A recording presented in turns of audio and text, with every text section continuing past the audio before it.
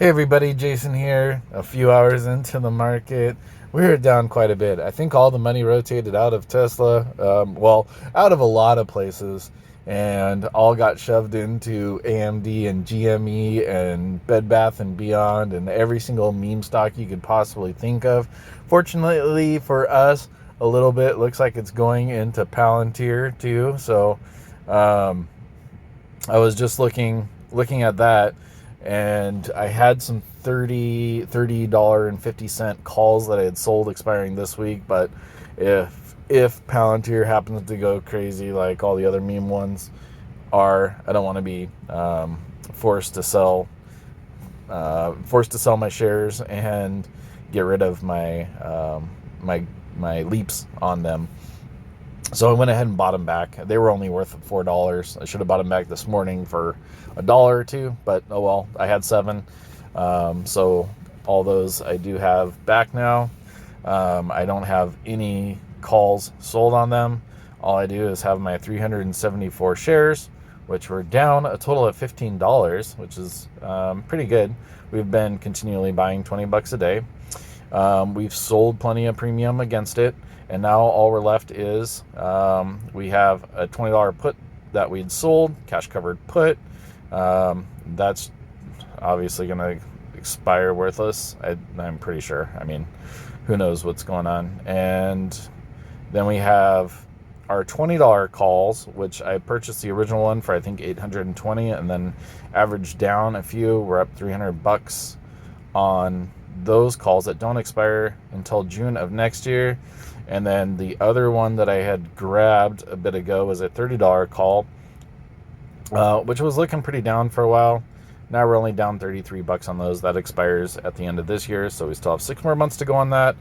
And we'll just see what Palantir does. Cool. Looks like we're getting a little bit of bounce. I'm going to assume that is on Tesla. Looks like it headed down towards the $600 level. And we'll see if we have support there. If we don't, I'll be forced to roll out some things expiring this week.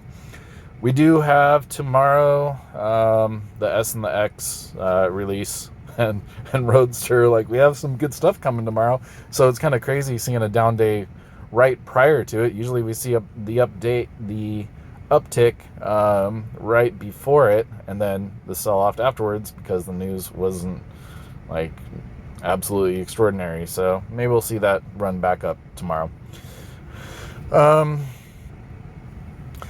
I was super on the fence about buying I can't remember if it was a $20 or $30 call on AMC last week. Didn't do it.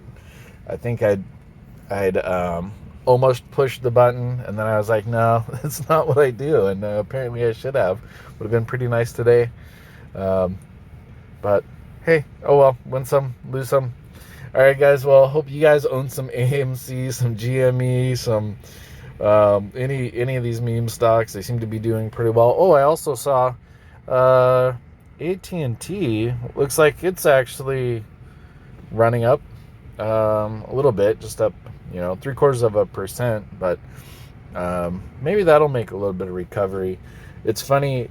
Over the course of owning this, we have 412 shares. Like, our difference is $30 that we're down, $20 or something like that. But we've had several $100s worth of dividends just owning this. So my plan is to sell some covered calls against this. I was planning on doing that this week. The extra 100 shares that I own were assigned to me this past weekend. So now we have 412, which is quite a bit. The dividend isn't going to get cut right away. So maybe we'll collect one more of those before letting these things go. But if I see a run up to 30-ish, I'll probably just sell the 30. And then if they go away, that is fine. All right, guys. Hopefully you guys are nice and green today. I don't feel terrible about where we're at. Since we are seeming to bounce off that $600 level on Tesla, it doesn't feel very down. It just feels like we were so far out of the money on a lot of our plays, and now we're kind of back. But again, if you go back a week or two, I expected any time that we spent much above or below 600. I expected it to come back to around 600. So that's why we're not selling anything above there. All right, guys. Love you. Have a great day. Let's make a lot of money.